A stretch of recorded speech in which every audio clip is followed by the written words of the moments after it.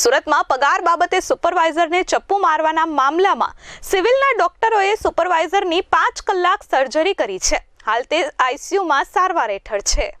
સુરતના ઉધના વિસ્તારમાં કામદારે પોતાના સુપરવાઇઝર પર 12 ઇંચના ચપ્પુ વડે જીવલેણ હુમલો કર્યો હોવાનો ચોંકાવનારો કિસ્સો ગતરોજ 17 જાન્યુઆરીએ સામે આવ્યો હતો.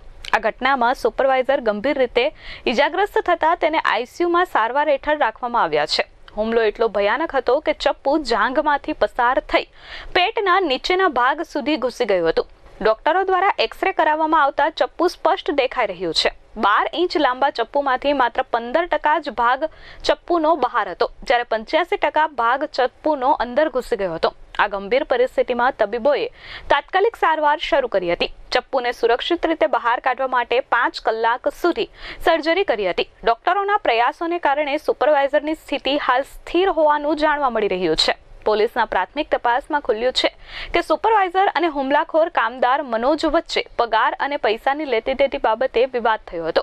પોલીસે આ હુમલાને પગલે તપાસ શરૂ કરી છે અને ચપ્પુને પુરાવા તરીકે કબજે કર્યું છે. Bureau report S24 news, Surat.